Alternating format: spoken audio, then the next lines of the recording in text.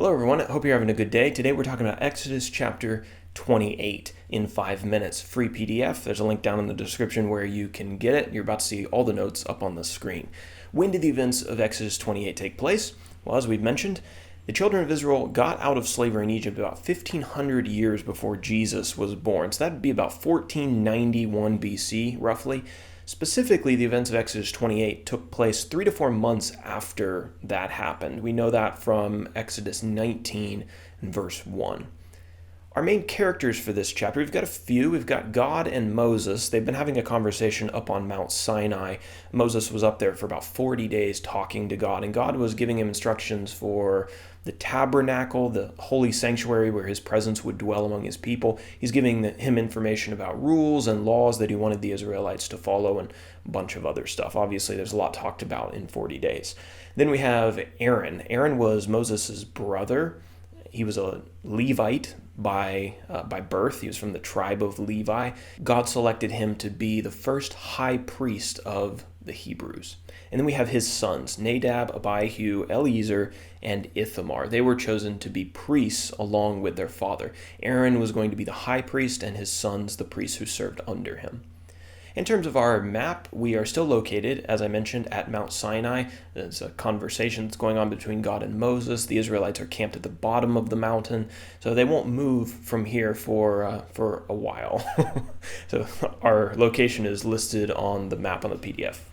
In terms of our outline, chapter 28 covers the specific instructions that God gave Moses as to how to create the special garments that the priests were supposed to wear, especially the high priest being Aaron. So verses 1 through 5, the priests of Israel and their garments is how I have this titled, kind of an introduction to the rest of the chapter. God selected Aaron and his sons to be priests in Israel. We mentioned that already. Aaron was to be the high priest, and God told Moses that he would gift certain men a, quote, spirit of skill to make special garments that the priests were supposed to wear when they were serving God. So then section number 2, verses 6 through 14, are the instructions for one piece of the priest's garments called the ephod. And nobody knows exactly what this would have looked like, but we do have some details here. God told Moses to have an ephod, that's E-P-H-O-D, made that was to be worn by Aaron. It was to be made of gold, of blue and purple and scarlet yarn. It was designed to have 2 shoulder pieces that attached together. And the ephod was to have 2 onyx stones. It's like a black stone. I'm not sure if it's a gemstone or not, but I think it's considered a precious stone. So these 2 onyx stones were to be affixed to the shoulder pieces, each engraved with half of the names of the tribes of Israel. So 6 names, 6 tribes on each stone. The next piece of clothing that the high priest was supposed to wear and that needed to be created was the breastpiece of judgment. And this is discussed in verses 15 through 30. This breastpiece was supposed to be made of similar materials as the ephod. It was to be 1 span tall and 1 span wide. A span is approximately half a cubit. So about 9 inches or a quarter of a meter. I think that's correct. Just a half a cubit. That's the easiest way to remember it. And it was to have 12 gemstones affixed to it in gold filigree, each engraved with one of the 12 names of the tribes of Israel. And then these interesting objects called the Urim and the Thummim were to be kept inside the breastpiece. We don't have time to go into exactly what those were at this point, but there's a lot of study that you can do if you're curious about them. The issue is nobody knows exactly what they were. They're only mentioned a couple times in the Bible, but they were to be kept inside of this breastpiece. Okay, and then verse 31 through 35, we have a description of the robe of the ephod that was supposed to be created.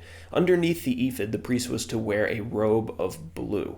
The hem of the garment was supposed to be decorated with woven pomegranates and golden bells.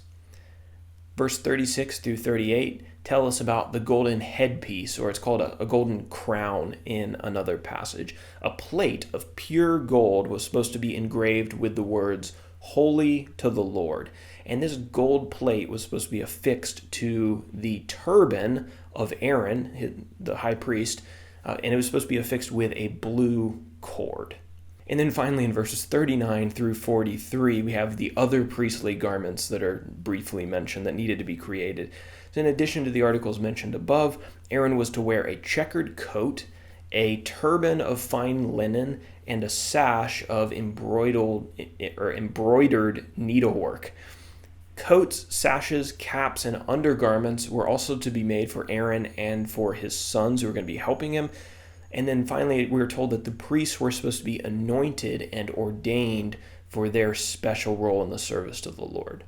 So chapter 28 is just chock full of all kinds of details in terms of what the priests were supposed to be wearing. And my summary definitely is a summary. So I'd encourage you, if you haven't read the chapter, go back and read it, and you can get all the fine details sorted out for yourself. Okay, let's finish off with an application.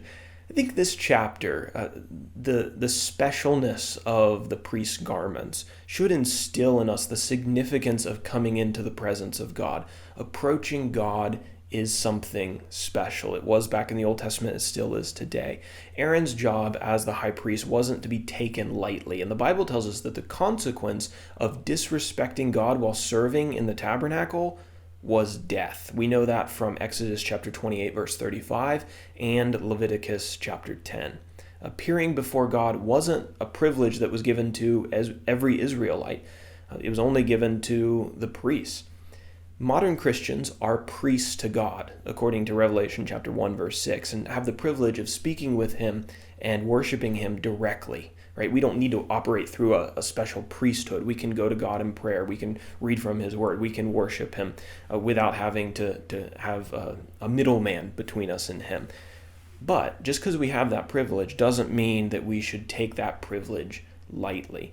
When we pray, when we worship, when we minister in sacred things, we need to be reverent and to honor God as the Holy One who is worthy of the utmost respect.